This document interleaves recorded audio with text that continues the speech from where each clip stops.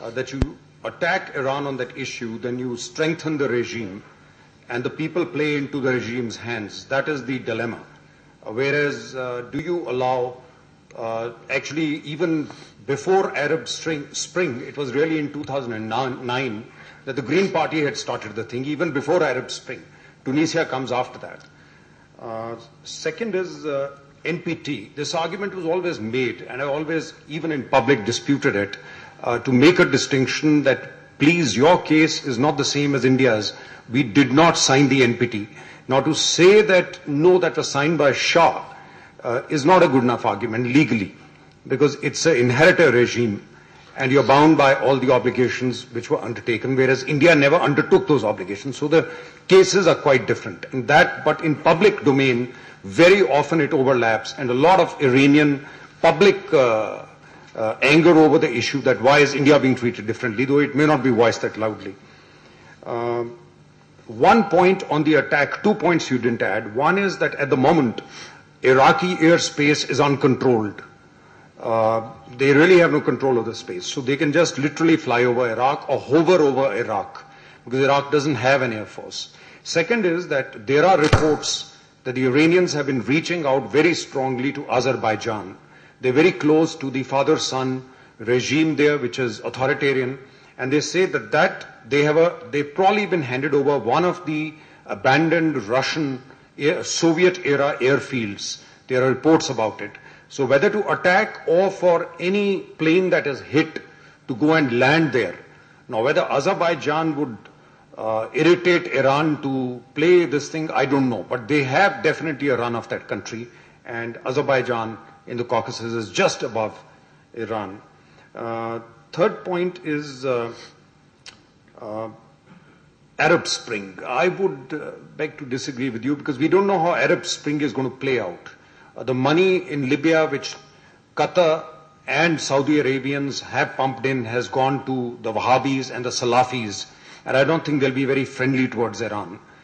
Similarly, in Syria, the money is going to similar elements, and that's part of the problem that other countries like Turkey have, and that's why they are still waiting to see the outcome in Libya before forcibly going after Assad. So we don't know where Arab Spring will go. But yes, temporarily, at least the regime in Egypt allowed you to go through the canal. Yeah, that is there. Taliban, in the short run, yes. I think not only in the future, but Iran has been working with Taliban. The latest book on Bin Laden, which I'm just in the process of reviewing, gives very concrete thing that Bin Laden's family fled to Iran, including the number 3 in Al-Qaeda. They were under house arrest in Iran. And some of them were allowed to operate and even conduct an operation in Saudi Arabia over the telephone. This is the allegation there. So Iran always tactically would work with all those who share an enemy, but in the long run, there may be a difference that emerges. Once Americans are out of Afghanistan, we don't know whether this may be a permanent thing or it's only a temporary arrangement. I'll leave it at that. Just if I may, sir, I couldn't remember all your points, and they are very controversial, but 3 of them I noted. I would like a short comment on them. On Taliban, I will start from the last to the first. 3 points I want to make. On the Taliban, yes, you are right. His daughter and one of his wife, I believe, they were in Iran. But fundamentally, you know the differences between the two, the Shiite Iran and then the Wahhabis in Saudi Arabia and Taliban or Al-Qaeda. Imagine today I am here, but tomorrow if I am in Kabul for a same conference, just getting detected as a Shiite Iranian, I'm in danger. So that much is the enmity between two camps. Look at in Mazar-e-Sharif, they killed all the Iranian diplomats. But yes, I do agree with you. I think temporarily Iran is wisely and pragmatically is playing that card as well. You are right. On the Arab Spring, no, sir. I think I disagree with you. In the long run, yes, again, I think you are right. We don't know which direction it is going. And what media, Al Jazeera and others channels, including my TV, Euronews, is, if I can say it here, I hope it will remain here, we are not much covering is again these Islamists which are emerging. We are just, covering the election. Yes, this party won, that party won. That's it. We are not going into the detail. In the long run, I think it is not in the favor of Iran. In the short run, it is in the favor of Iran. Why? Because I think what Iran went through 32 years ago, now the Arab countries are going through now. In 79, when we made revolution, you mentioned, sir, the Mossadegh and all. Iran is the only country in the Middle East for the first time went for constitution. At least two major revolution in the 21st century, but the result, the outcome. In 79, when people made revolution, it was for good. To have freedom of expression so that all parties can participate. Blah, blah, blah. But what happened after they hijacked the revolution? What is today? What about today? Today, only it is ruled by single party, and it turned to be only the Islamic Republic of Iran, Islamic. So I think in the short time, what is happening in the Arab world, despite the Salafid and all, but Ikhwanul Muslimin, the party which is, yes, I think there will be at ease with Iran than with the West. That is what I believe. In Iraq, just on the airspace, you mentioned, I think, yes, you are right again, but Americans will not let the Iraqis to open their, because still Americans are there. They will not let the Israeli fighters to cross over the Iraq airspace because at the present, USA is the biggest state which is holding, I think, the Israel back. I have two questions.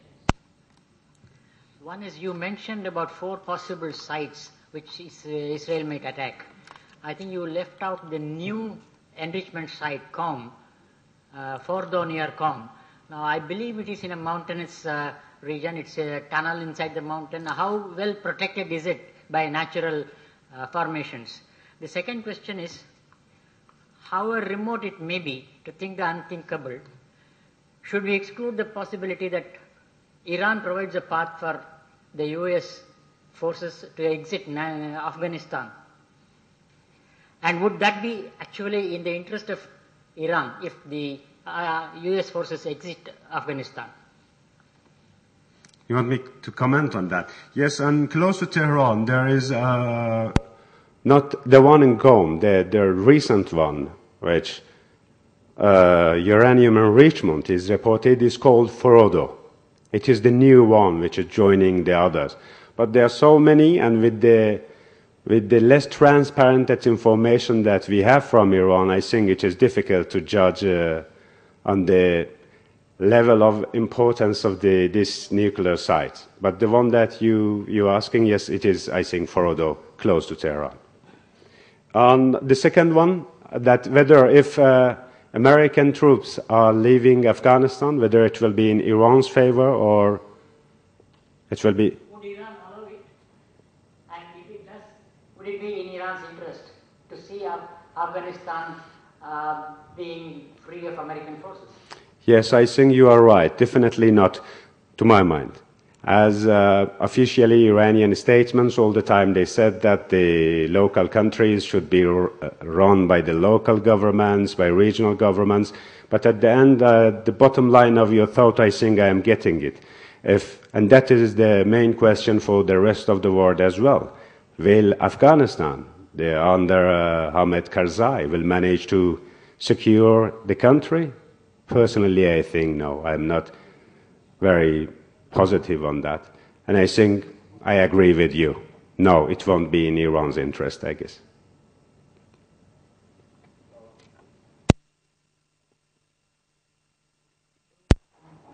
I had requested you earlier, and I was expecting some comments in your presentation you had promised on the question of Iran's intentions posed in the morning session. And you have skirted that question altogether. Which, would you please repeat it again? You see, you have so much coming out from the IAEA, let's say, leave alone the media, international media or the Western countries, on what Iran is up to. And we would like to know what is the wing. Now, you see, you have, what are we discussing? I mean, the whole problem arises out of doubts that have arisen in Iran's conduct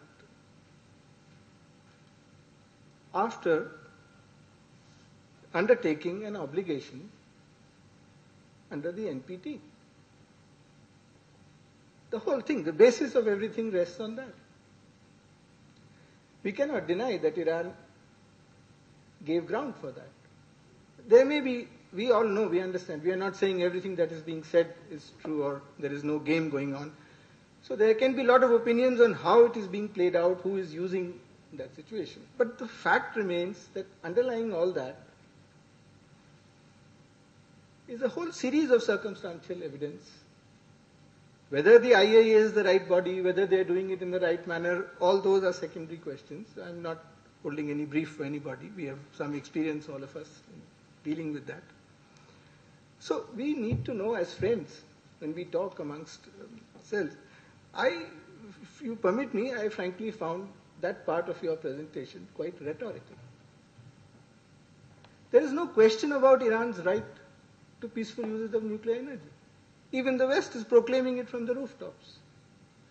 The question is whether the obligation was the, so all these things now, I think they're all between the kinds of experiments done, etc. So if without that, and to, in that light, I'm sorry, I must also make a comment. I can't appreciate, Iran has a lot to appreciate from the Indian position. Every statement we have tried to hold forth for Iran by saying we must allow chance for. Well, Iran is expecting, a lot from India than the other yes, big powers. But then we can't say, does India have a policy? Yes. This is an expression of friendship. In this situation, you have invited that trouble yourself. So anyway, I don't want to take too much time. But what would be... On the first... We must touch upon those things. You see, we can't... Sir, the question that, if I understood you rightly, the first question, the dilemma in Iran, I think it is the question that not only me, but all the world is... Okay, no question, as you said, the West is also okay, Iran let the Iranians have nuclear power plant, but not the bomb. Then here the dilemma comes. Yes, international organization, justice and all this. But when it comes for the Iranian image, the Iranian status in the international arena, that whether Iran should achieve it or not, then it is the dilemma that I have today here. It is, I think, the dilemma that whole the world is wanting to find the answer, the opposition in Iran. That, okay, from one hand you are supporting, you want, you have your national interest by following the nuclear programs, but from the other hand, by doing so, you are arming and you are supporting a regime which is silencing its own people. So what to do? From one hand, you have the USA and allies, somehow the countries which are employing the force, by not letting Iran till today they have not approved that it is military really activities are going on. All is just accusation to my mind. So till today, no evidence. But still they say that no, Iran shouldn't do that. So the dilemma, I think the question that you are posing, I wish that I had the answer. That today, standing as an Iranian here, I'm working for a Western media, having my national interest. How shall I behave? Shall I support the Iranian nuclear program? Shall I support the government? When I was a student in New Delhi, there was this speaker of Dutch Parliament, and I posed the question. I was very young and naive, same things that most of the people are saying. I posed him as a question. But sir, all the people, they have it. As I said in the beginning, I repeated, USA used it only. Then he said very simple, as all of you know. He said that, listen, we know that it is Iran's right, but it is in the hand of the regime that we don't trust. I think it is the same within the Iran. I was talking to my friends, some of them who recently, they're students studying all over the Europe, and I was asking about Iran. And then they're saying that it is all mistrust when it comes even the nuclear program. That, okay, it has been said, and it has been, I guess, proved during Iran-Iraq war, that when there is external threats, all Iranians are getting together. But at the same time, I think beside the nuclear program, Iranians themselves are divided. They don't know whether on nuclear issue it is clear, but other than that, it is just two camps. It is 1.5 century that Iran is divided into two camps. The battle of the religious part, if you divide Iran into two, and let's say the reformists, and within those reformists you can include nationalists and others, is going on, even today. So the question that you're asking is the question I think that all the international community is facing, all the Iranian reformists are facing. And I honestly, I don't have the answer for it. I don't know. I think the future developments will show. But as I said, the last phrase of my presentation, I have less doubt on that. That if you suppress your own people, if you promise that you will let all parties to be free, what you're practicing in your country, when I was a student, I see this red flag, communists.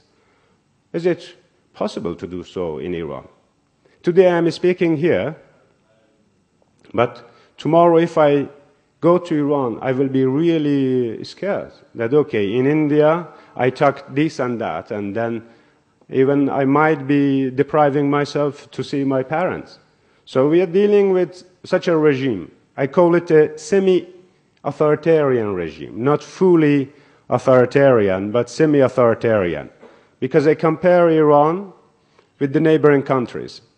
Put aside all the Central Asian neighbors in Caucasus in Central Asia, which, out of question, compare Iran with the Persian Gulf states, with all our neighbors in the Middle East.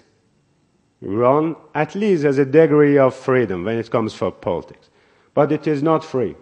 And at the same time is claiming to develop, to get bigger and bigger. During Shah we had the 5th biggest army in the world, and His Majesty wanted to make Iran again the biggest empire, and somehow and unconsciously I think today even Ayatollahs are trying to do the same things, but not with the name of nationalism, but with the name of ideology and religion. I think unconsciously they are doing so, to have the upper hand in the region. So if I can conclude, I really don't know the answer. Just I know that the battle is going on, as I said, 1.5 century. Society is divided into two, religion versus the nationalists and, let's say, reform-minded people. I hope it was enough. If it was not, then after the break we can discuss more in detail, sir. I think, one second. I would strongly recommend Baradai's book, which addresses the same dilemma. And the dilemma is at the heart of the NPT. That's why India didn't sign it, which is the conflict between Article 4, Article 6, your rights, obligations, where it doesn't define the possibilities of a dual-use cycle being misused. Now, also, double standards come out. Republic of Korea was found to have also conducted experiments. But then Americans and all, everyone said, no, but you don't say you are not, that they were not in compliance, because the critical word is not in compliance. You can use any other word under the IAEA mandate, because the minute you say the country is not in compliance, it goes to the Security Council. But if you say, no, they were in compliance, but they were not, this becomes a subjective thing where, as he's saying, the nature of the regime comes in. India was the bad boy. And that's what Pakistan's complaint is. They said, hey, we are the same guys. We've been your old allies. But Pakistan's got a niyat, you can't.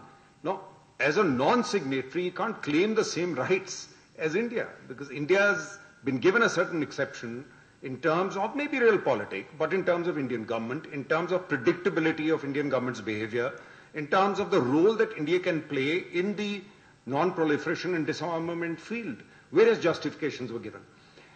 But Pakistan can't make those arguments. We always say that, make it criteria-based. It doesn't matter. Even Israel can get it if they qualify, or whoever else. But within the NPT also, the problem is, you're right, it is the nature of regime you had. If the nature of regime was different, probably, because intent is coming in. It's got nothing to do with, it begins in 2003 to 5 with saying, as they put it, Americans are quoted in this book saying, not a centrifuge. They will not, no. I'm telling you what is in the book. What Baradai says, that he was being told by the Americans, not a centrifuge for Iran. At that stage, all Iran was saying was, and this is the Paris Agreement, which he explains in great detail, where they said Iranians may, I don't agree with that, but what Baradai says is Iranians may have settled for R&D, which means a few centrifuges. Then the British came back and said, our program started with 14 centrifuges or something. And that's from where the weapon developed. Now when they're talking about, it's no longer R&D. Now they're saying, don't go to 20%. Now, from Iran's point of view, each time they manage to peg it higher. Now, each time the international community agrees and come back, I think we can cut a deal at 20%. But Iran has moved ahead. So they're saying, hey guys, I won't give up my 20%. I already reached it. So it's the dilemma within the thing. I don't think it's, it's multiple factors which are governing this. There's realpolitik, there's the nature of the regime, there is distrust, there is US being driven by Israeli fears, there are Saudi Arabia, UAE saying, how can you let them have it? So till those, and again he puts it, he says it's politics, economics and security. All factors combined. And it's a witch's brew. How do you do it? And that is what makes it complex. Sorry, I just made it up. So before may I just defend myself? Just I need to defend myself because sir said that sir, now I need to respond because I'm not against India.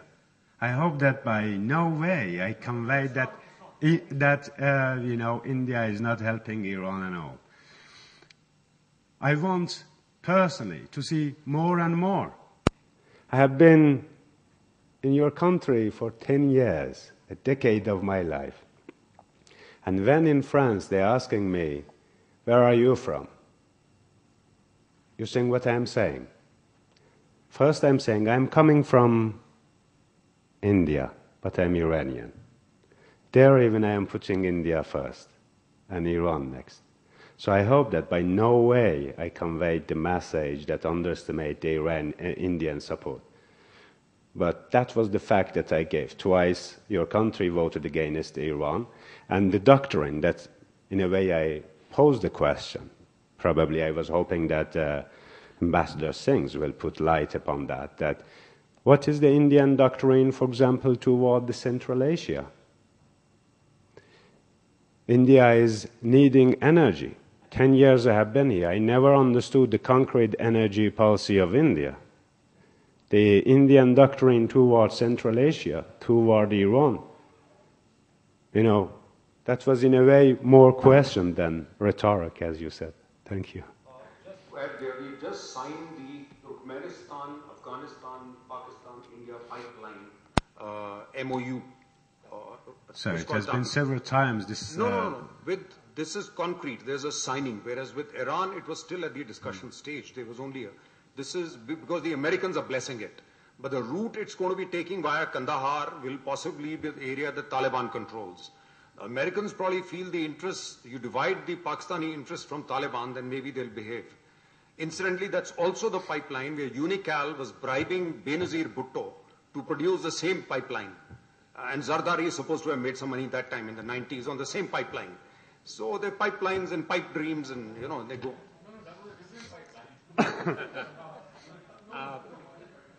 If I may,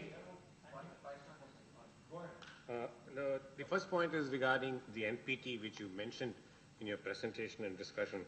Please note, NPT has a clause which says that in 3 months you can quit the NPT if you got the guts.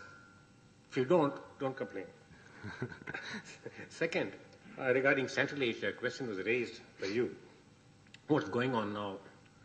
I think that one of the fruitful developments that have occurred in recent times with respect to Central Asia, and specifically Kazakhstan, is that we have been assigned lots or plots where we can go in with our teams, engineers, explore, and then there's a production sharing agreement where, the spoils can be shared. We have to go some distance further, but it takes time. Meanwhile, the Chinese are already up and running.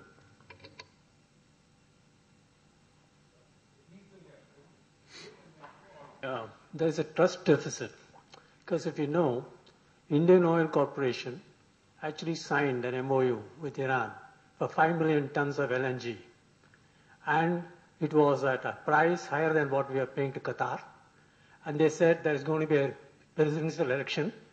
After that you'll ratify, and they reneged. In fact, the question is one of, this we raised when we were in 2008, one of the think tanks in Iran.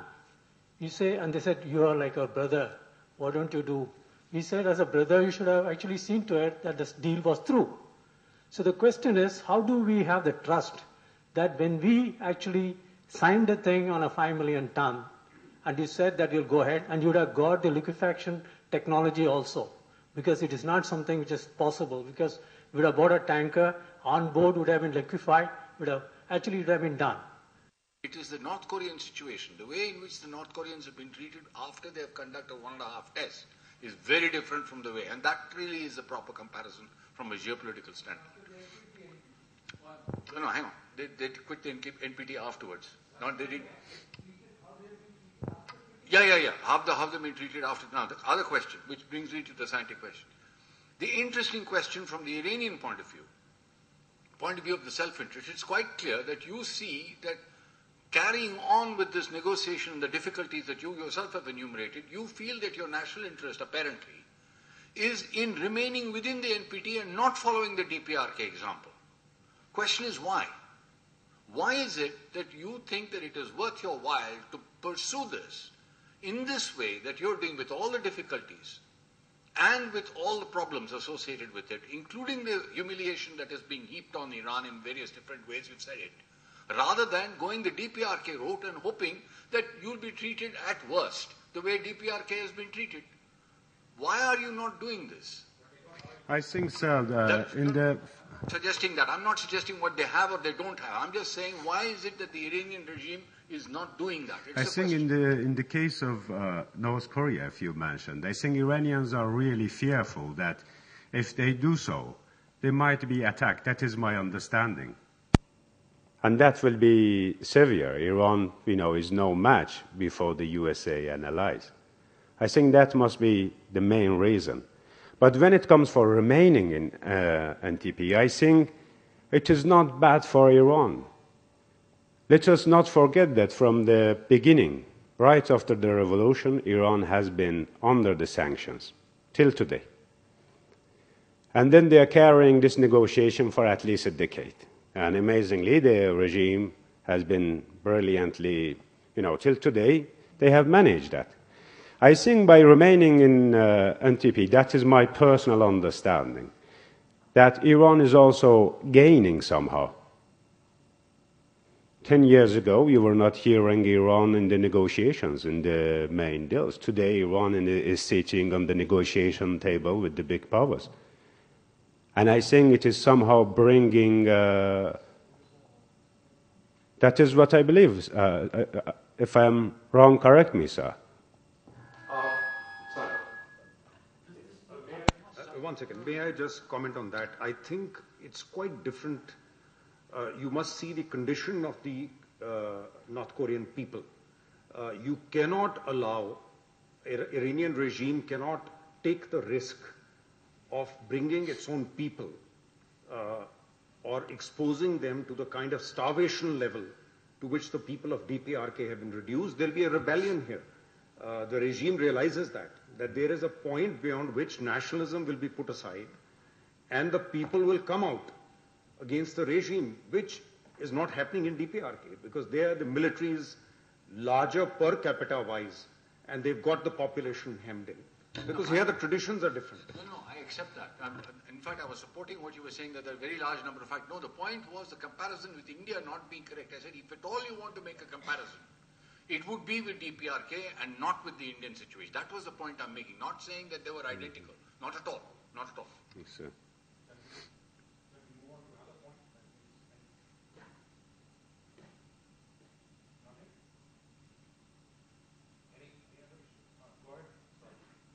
If there is other points, it's fine.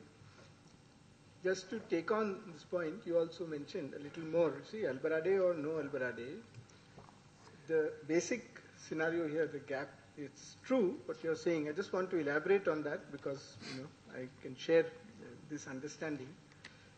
See, the NPT has no provision to enforce itself. The problem here is this. The NPT only has an obligation not to do. There is no enforcing mechanism. No, but Security Council, how does it go? 1 minute. There's a little inaccuracy in what you said. That's why I'm just clarifying. In the main, I see your point, and it is important to understand the whole thing because very often we go. The NPT has no enforcing mechanism whatsoever. Even this obligation not to manufacture a nuclear weapon, how is it enforced? The NPT parties have requested the IAEA to apply safeguards. Under the IAEA, it is important to understand, the IAEA has no powers whatsoever. The IAEA is not a watchdog. It's a wrong term that has got into currency. We should avoid it. It is not a policeman. And there is a history behind it. For India, it's very important. It is thanks to Dr. Bhabha. It is very carefully negotiated. The charter of the IAEA is to promote peaceful use of nuclear energy. Nothing else. If anyone, because it takes 2 minutes since you don't have anything, the objective of the IAEA, I read from Article 3, it's a short sentence. That's Article 2. Agency shall seek to accelerate and enlarge the contribution of atomic energy to peace, health and prosperity throughout the world. It shall ensure, so far as it is able, that assistance provided by it or at its request is not used in a way to further any military purpose. Period. This is the objective, nothing else. But there is provision under its functions to apply safeguards at the request of the parties concerned. It is under that proviso that the NPT, party or parties, individually seek for safeguards under the NPT. And therefore, the IAEA's powers are very limited. It can do only what is provided for under that safeguards agreement. Now, that is the problem in the case of Iran. That safeguards agreement, it's a little detailed point, bear with me, but it's important, says the NPT signatory will disclose to the IAEA which are its peaceful facilities. And the IAEA can see only them. So if it doesn't disclose all its facilities, the IAEA can do damn all. That is what happened in the case of Iran. It did not disclose all. Legally, there is no power it has. That is, 1 second. So that is why, in compliance with what? Listen to me, please bear me out. In compliance with what? With the safeguards agreement, not with the NPT agreement. It has no powers. 1 second, please bear me out and finish. There is a point here. The IAEA certifies year after year for every country, including Iran, only that we have not found it to be in non-compliance with its safeguards agreement. What does that safeguards agreement say? That all material placed under safeguards has not been diverted. That is all it means to say. That is why Iran has been able to get away with all this so far, despite the fact there is plenty of circumstantial evidence. But that's not IAEA's business. That is why this report has proven to be controversial, November 2011. They have gone out of the way to talk about possible military dimensions and claimed it to be a much more definitive report, but it has nothing to do with the safeguards agreement, and that is why Iran rejected it out of hand. That is why Iran has been able to do that even with the Security Council, because legally there is no power. This is the lacuna. That is why they have tried to strengthen that safeguards agreement by bringing in an additional protocol, which will authorize, if in force, the IAEA to, on its own initiative, demand to see a certain site, if the additional protocol is signed. That itself is voluntary. Now, Iran had signed it but backtracked because under pressure. So today the IAEA does not have powers to go and see those possible military sites. So this is the gap, and that is what Iran has been playing because it has the right to. Even enrichment, there is no bar, absolutely no bar under the NPT to enrich uranium, not just to 20%. You can enrich uranium for nuclear submarines, very high degree of enrichment. Under the NPT, there is no bar because it does not bar nuclear submarines. And therefore, one second, it is this margin that Iran is playing in the negotiations, and these people know that they have no way. Politically, they don't want it and they are demanding. But politically, they will have to give something to get Iran to agree this, because legally there is no ground. Iran knows it to the hilt, and that's what it is bargaining. And what you mentioned, it's a measure of their professional incompetence, in my view, that they tried to run this fast one. I had 12 centrifuges, 12 is too many. Now they are on 20%. Because they thought they can cajole Iran into submission. They couldn't. Meanwhile, Iran has improved its position, and this is the trend it's happened. They think that they can do it on the strength of frightening it into submission of attacks. Legally, they have no ground. So their belief is, politically, we can frighten it into submission. Well, that has brought the situation to where it is. We can't say where it will take it in the future. We can debate. But this is incontrovertible. I'm sorry to take so long. I just want to make this is really a continuation of Santi's point in a sort of reverse kind of way. In principle, any country which is a signatory to the NPT, I'm talking only in principle, can announce that it has conducted a test with U-238 without a nuclear yield and yet be in total compliance with the NPT.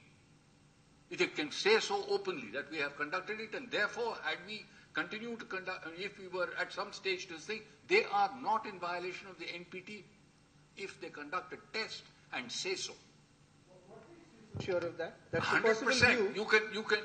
What do you mean? What makes me so sure of what? It hasn't been challenged anywhere. No. The question about the explosive yield is what I'm talking about, but that's a separate technical issue. And I don't want to get into it. Well, maybe I'm wrong, but that's not the point. No, I'll make several such assertions. My point, however, is this, that you can go to the limit. It's really a continuation of that. You can go to the limit and stop under that limit, and you will not be legally, in my judgment, and many others who I've been reading recently, in technical legal violation of the NPT. The other factors that Ambassador mentioned is absolutely correct. Will continue to apply. I have a comment on that. The trend, at least in some countries, including the USA, is to go for what are called subcritical tests. You really don't have to allow the chain reaction to go peak up and go above multiplication factor of 1. But you can peak down at 0.9, 0.8, and get enough data to validate your models, assuming that you want to validate models. So it is possible, I would like to say, that with less than 1 kiloton nuclear test, you can get sufficient information, more so because our capabilities in measurement of conducting a test have improved enormously from 1945. I just wanted to learn a little more of what Dr. Santhanam said. Would that be this thing that you have to conduct a test and subcritical test would be more difficult? Is that correct to say that? It is. So No. Iran will have to conduct a... Not necessary to.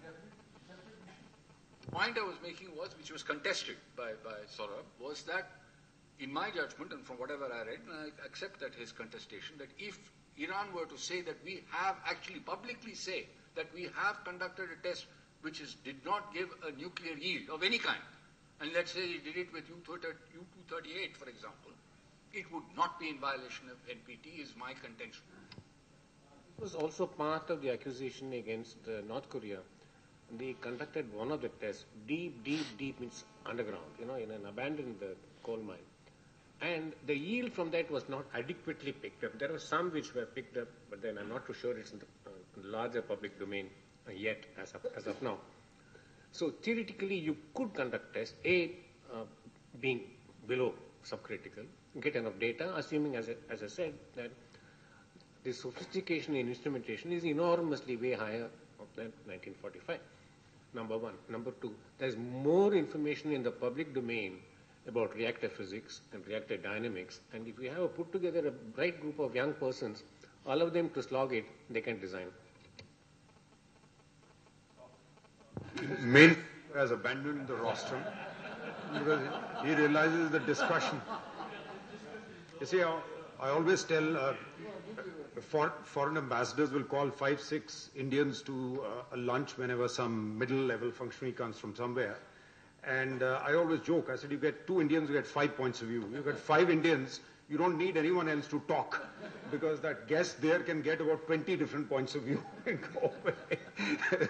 We're naturally argumentative, but so are Iranians for that matter. I think it's the same cultural tradition. So unless there's some other new issue, I think we are well on our time to finish early, but Professor Ramamurthy has very kindly agreed that tomorrow we will start at 10 rather than 10:30. So that those who are leaving the afternoon can probably sign off 30 minutes earlier rather than into the lunch.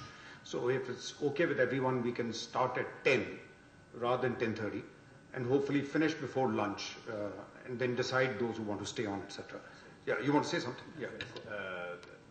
The thing that I wanted to do there, I wanted just to thank the guys, Nabil, Arun, sir, those who invited me.